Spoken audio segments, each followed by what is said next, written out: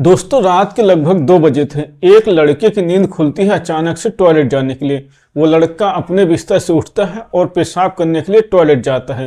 लेकिन जब टॉयलेट कर वो वापस आ रहा था तो उसको अपनी माँ के कमरे से कुछ अजीब अजीब सी आवाजें आती हुई सुनाई देती हैं। इसीलिए वो लड़का अपनी माँ के कमरे में जाकर देखता है। लेकिन वो वहां पर जाने के बाद जो देखता है उसकी आंखें फटी की फटी रह जाती हैं। उसको अपनी आंखों पर यकीन नहीं हो रहा था, क्योंकि उसकी माँ उसकी बहन के ससुर के साथ शारीरिक संबंध बना रही थी। ये देखने के बाद उस लड़के को बहुत ज्यादा गुस्सा आ जाता है। इसीलिए वो एक बहुत ही खतरनाक कदम उठा लेता है। दोस्तों इसके बाद लड़के ने अपनी माँ और उसके समधी के साथ क्या किया, जानने के लिए आप लोग बस कहानी में अंत तक बने रहिएगा। नमस्कार दोस्तों, मैं हूं राजन यादव। आप सभी का स्वागत करता हूं अपने YouTube चैनल पर एक नई कहानी के साथ। आशा करता हूं आप सभी लोग स्वस्थ होंगे और अपने परिवार वालों के साथ मस्त होंगे। दोस्तों कहानी में आगे बढ़ने से पहले आप सभी लोगों से एक छोटी सी रिक्वेस्ट है। अगर आपने अभी तक हमारे चैनल को सब्सक्राइब नहीं किया है तो प्लीज चैनल को सब्सक्राइब कर लीजिए और वीडियो को लाइक कर दीजिए। तो चलिए कहानी को शुरू करते हैं। दोस्तों ये सच्ची कहानी मध्य प्रदेश के सागर जिले की है। सागर जिले में एक गांव पड़ता है और इसी गांव की ये कहानी है। एक गांव में एक महिला अंबा देवी अपने 2 बच्चों, एक बेटे और एक बेटी के साथ रहती थी। क्योंकि अंबा देवी के पति की मौत कुछ सालों पहले ही हो गई थी, इसलिए बच्चों की जिम्मेदारी अंबा देवी पे ही आ गई थी। इसी वजह से अंबा देवी दूसरों के खेतों में काम करके अपने बच्चों को पढ़ाती हैं और बड़ा करती हैं। जब बेटी की उम्र लगभग शादी के लायक हो जाती है तो वो एक अच्छा सा लड़का देखकर अपनी बेटी की शादी कर देती है। बेटी की शादी हो जाने के बाद वो ससुराल चली जाती है। इसीलिए घर में अंबा देवी और उसका बेटा 2 ही लोग रह जाते हैं। लेकिन दोस्तों बेटी की शादी करने में अंबा देवी के ऊपर काफी कर्ज हो गया था। इसीलिए उसको शादी के कुछ दिनों बाद कर्जदार उसके यहाँ कर्ज मांगने आने लगते हैं, उसको परेशान करने लगते हैं। इसी वजह से अंबा देवी एक दिन अपने बेटे से बोलती है कि गांव में कोई काम नहीं है, तुम परदेश चले जाओ, जिससे हम लोगों को कर्जदारों का कर्ज वापस करने में आसानी होगी। इसके बाद उसका बेटा अपनी माँ की बात मानकर परदेश चला जाता है। बेटे के परदेश चले जाने के बाद उसकी माँ अंबा देवी घर पर अकेली रह जाती है। इसीलिए कुछ दिनों के बाद एक दिन उसकी बेटी उसके पास फोन करती है कि माँ आप घर पर अकेली रह रही हो, कुछ दिन मेरे पास रहने के लिए आ जाओ। अपनी बेटी की बात सुनने के बाद अंबा देवी घर में रह रहकर बोर हो रही थी, इसीलिए वो बोलते कि मैं कल ही आ जाऊंगी।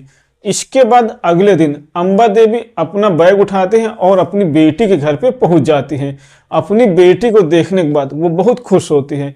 इसके बाद उसकी बेटी उसको खाना खिलाती है। खाना खाने के बाद वो आराम करने लगती है। जब शाम हो जाती है तो अंबा देवी का समधी खेतों से काम करके घर वापस आता है और अपनी समधन को देखकर पूछता है कि समधन जी आप कैसी हो।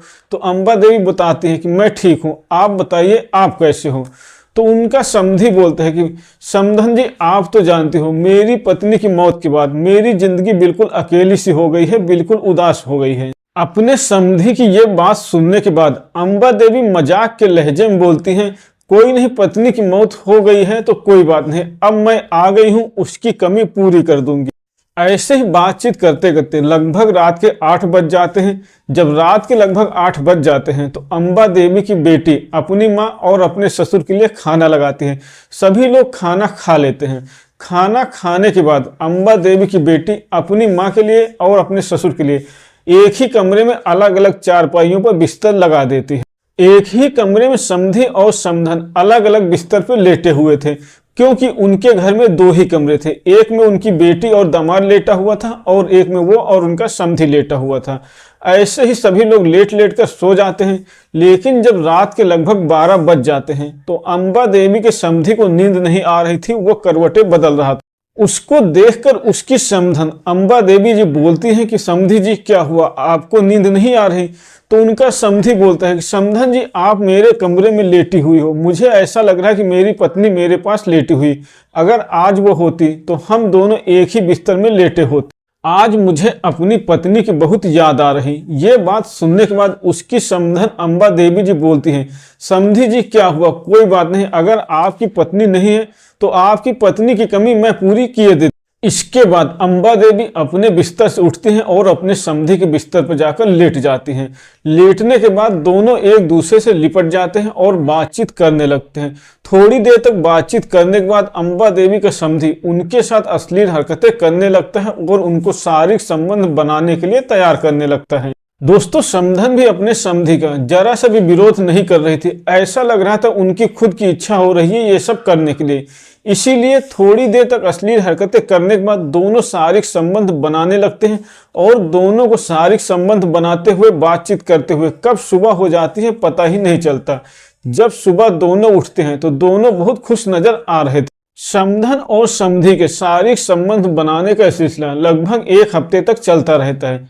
लेकिन 1 हफ्ते बाद एक दिन अंबा देवी के बेटे का फोन आता है कि माँ, मैं परदेश से घर वापस आ रहा हूँ, इसीलिए आप भी घर वापस आ जाओ। इसीलिए अपने बेटे से बातचीत करने के बाद अंबा देवी अपने घर आने के लिए तैयार होने लगती हैं।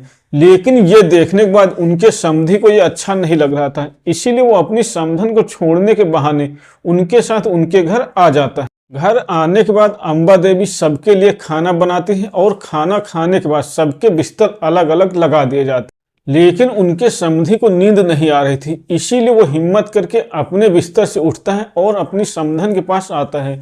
उनको जगाता है कि मुझे नींद नहीं आ रही और मैं कल चला भी जाऊंगा, इसलिए आज की रात मेरे पास लेट जाओ। लेकिन उसकी समधन अंबा देवी बोलते हैं कि मेरा बेटा आया हुआ है, अगर उसको पता चल गया तो बहुत ही परेशानी हो जाएगी।